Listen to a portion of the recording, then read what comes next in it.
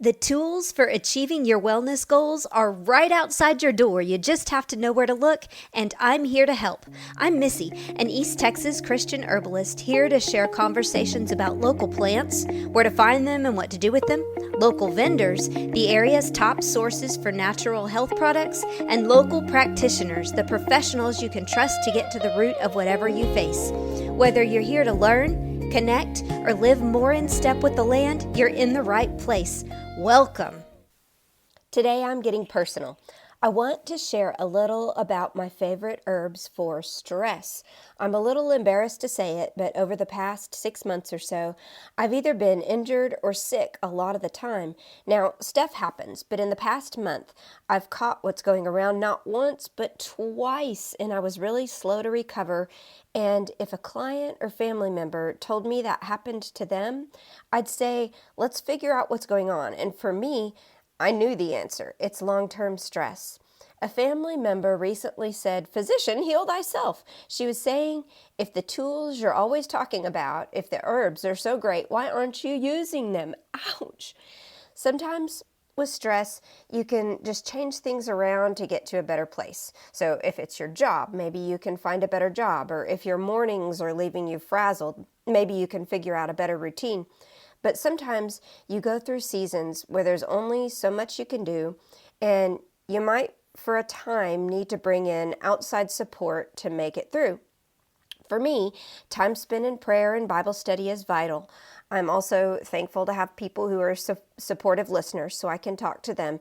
Exercise has been a stress reliever for me, and I always do try to eat healthy, and then there's herbs. There are a lot of herbs for stress, and when you research, it can get a little overwhelming.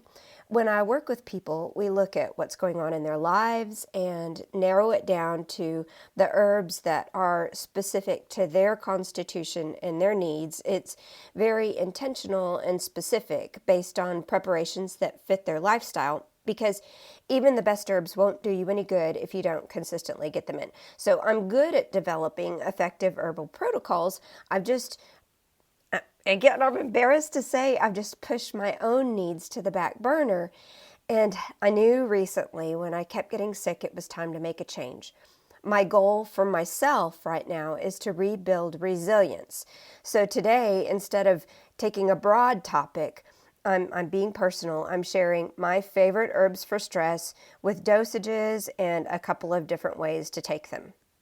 First herb, skullcap, Scutellaria lateriflora. I think of this one when there's a feeling of being overstimulated and it's causing irritability.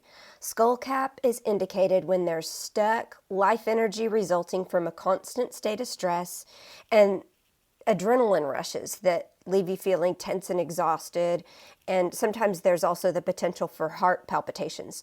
Skullcap is indicated for people needing to release control, or as herbalist David Winston describes, those who are likely to fly off the handle when under stress.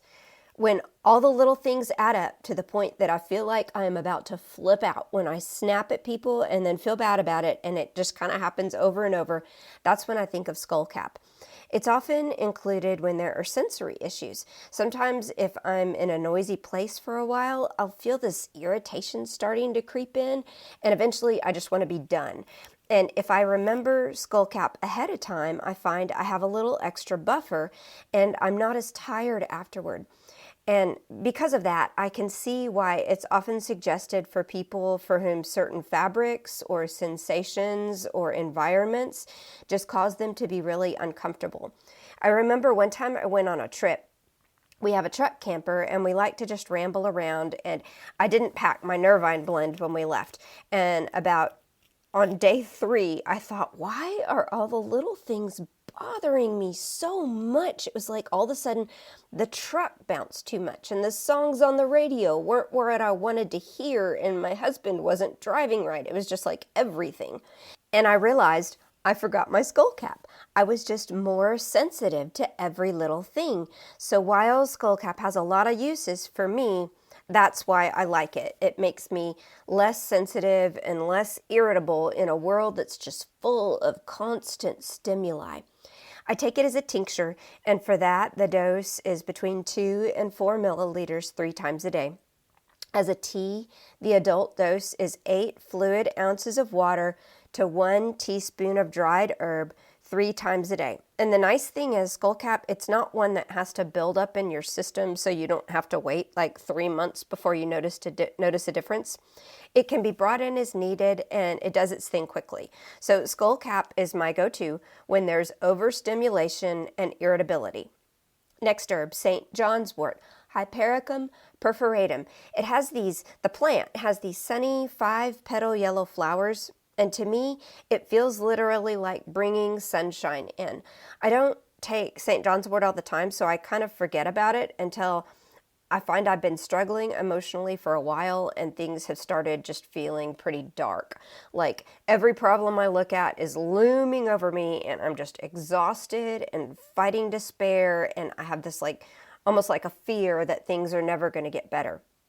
Then I reintroduce St. John's wort, and a few hours later, it's an almost palpable lift, like a dark, heavy blanket that I didn't know was on my head and shoulders is literally lifted off me. I don't know if it feels like that for everyone, but I do know that St. John's wort acts as a natural antidepressant by increasing serotonin, dopamine, and norepinephrine levels in the brain. For me, I find myself laughing and lighthearted, and suddenly it's like, what on earth was I so upset about? And when you have hope and clarity, a lot of the time you can see solutions you couldn't see before.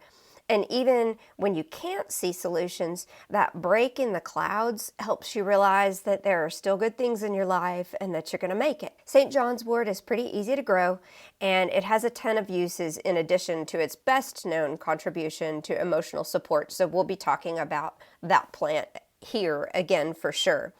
It can be taken as a tincture, 5 to 60 drops, 3 times a day. I like it as a tea. I'm a tea drinker, and the adult dose there is 1 cup made with 1 to 2 teaspoons of dried herb in 8 ounces of water, 3 times a day. Herbalist and midwife Dr. Aviva Ram says if you prefer capsules, a 300 milligram extract standardized to 0.3% hypericin, 0.3% hypericin twice daily is good. For right now, since I really want to be consistent, and that's something that I have a hard time with, I'm going to opt for the tincture and blend it with skullcap and a little bit of blue vervain, which we'll talk about next, so that everything is in one bottle and I only have one thing to remember to take, and that gives me a better chance of repeat success. St. John's wort is fairly famous for having contraindications because it supports the liver detox pathways. So it can impact blood serum levels of pharmaceuticals so they get basically processed faster.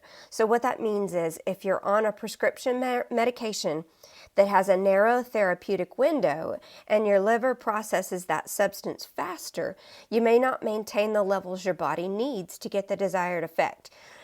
You can imagine the potential consequences if someone is taking organ rejection medication, like if they had an organ transplant and that medication doesn't stay at the correct concentration to prevent the body from rejecting that transplant.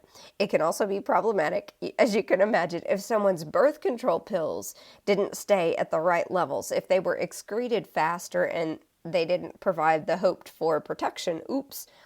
But you can also probably imagine a benefit in some cases to the liver processing things more quickly. That can be a good thing for a lot of people. So while you should always check with your doctor before you start just taking things, St. John's wort isn't one to be scared of, just informed. St. John's wort is definitely one that especially needs research, but if it's an option for you, it's worth looking into. So far we've said skullcap's known for being supportive when there's overstimulation and irritability, and St. John's wort has a reputation for bringing lightness and lift where there's emotional heaviness. And then the third herb I said I was going to add in is blue vervain, Verbena astata. There are several verbenas. This is the one I'm talking about in this instance, but a lot of them are used interchangeably. My daughters make a big deal about blue vervain every time they see it on the shelf because it was apparently on the TV show The Vampire Diaries, but it's been important to herbalists for a lot longer than that. Herbalist Thomas Easley says blue vervain is for stiff-necked, overachieving list makers who have a hard time asking for help.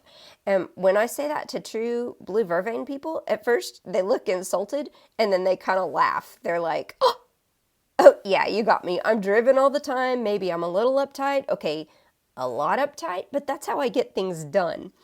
When I work with people who say they have a lot of neck and shoulder tension that makes them sore or gives them headaches, I tell them about blue vervain. But for me, it's that uptight, stubborn aspect of it, because, that's me. Vervain, it's bitter. It's intensely bitter, and it's fairly strong in its action. Too much, and I have no motivation, and motivation's important to me. So unless that's what I'm going for, a few drops is enough. So skullcap for overwhelmed and irritable, St. John's wort for an emotional lift, and blue vervain for when you're uptight, maybe being less so. So what I ended up with was a tincture blend of 3 parts St. John's wort, 3 parts skullcap, and 1 part blue vervain. A tincture, if you don't already know, is a plant extract. It's a liquid. You can put it in a dropper bottle, and the nice thing about it is you can mix them together. So I took all 3 herb extracts made separately, and then I mixed them together in 1 dropper bottle, and that means I only have 1 thing that I have to take, and that makes it easy. So I put 2 droppers of that blend in my water bottle in the morning, and 2 droppers again in the afternoon, and then I'm just kind of sipping on it all day. And you could absolutely take it straight and all at once if you just wanted to get it over with. And I know I post this everywhere, but I feel like I need to especially say it here. This is not medical advice, just education on how herbs are used. Do your own research. But if you do want a little help narrowing things down for your own personal wellness regimen, I am available for consultations, and you can find more on that on my website, gracerootedherbalist.com. Getting back to my personal herbs for stress protocol. So I have that tincture blend, and I also wanted to bring in an adaptogen.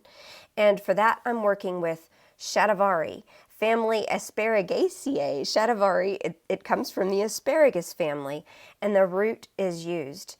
In Ayurveda, shatavari is known as a rasayana, a longevity herb for revitalizing health and rebuilding the vital force. It's an adaptogen, an herb that modulates the body's stress response. So maybe on its own, your blood pressure and your heart rate and your respiration and tension would skyrocket when you experienced stress. An adaptogen just kind of acts like a dimmer switch. It helps things not go quite so crazy, keeps things more in the middle. Shatavari has traditionally been used to support women's reproductive health for everything from fertility to libido to menopause. It's also considered helpful in situations where there's gastrointestinal inflammation and irritation to move things back toward balance. I chose it for myself for all of those reasons, but I gotta tell you, the main reason I incorporate shatavari is that it's demulcent. Some plants are rich in fiber and polysaccharides that when you combine them with water, they make this slippery, slimy substance that actually coats mucous membranes. Think of the gooey stuff in okra in between the little seeds, or how when you cook oatmeal and leave it sitting in the bowl and you pick it up on your spoon and you kind of let it glop back down into the bowl, there's a little bit of gooiness in it. The actual goo in plants is called mucilage. Think mucilage and mucous membranes. They go together.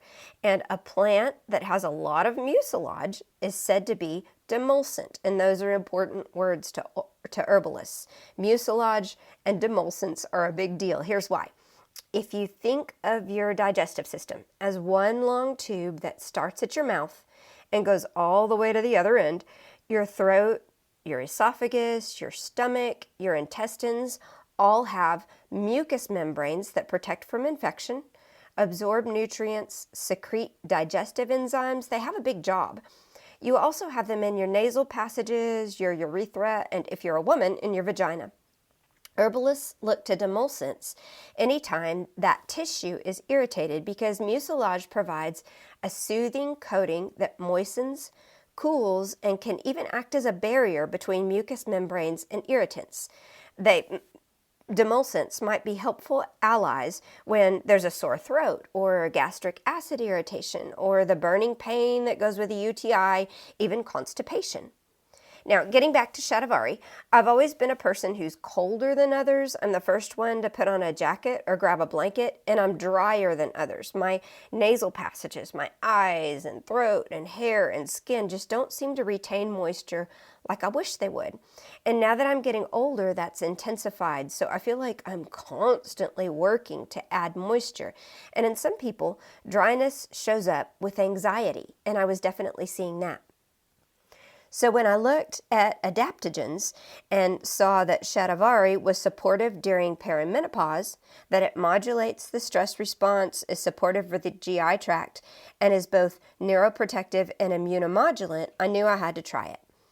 The dose, according to the herbarium, is 2 teaspoons dried powdered root, and in Ayurveda it's traditionally given in milk, twice a day.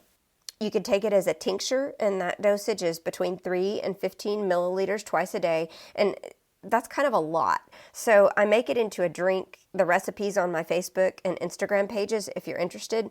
The taste is kind of bitter, kind of sweet. It takes a little bit of getting used to, but to me it's not bad. And if you look up the recipe, I blended it with some other things, so I like it.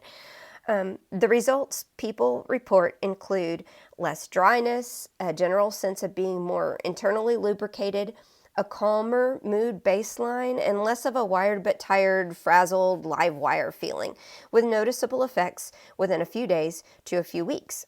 So what I ended up with was 1 tincture blend and 1 herb powder, which feels pretty manageable to me, even though I'm not always good about taking things regularly. I've noticed more mood stability already and expect that to continue to improve, hopefully with improved immunity and resilience.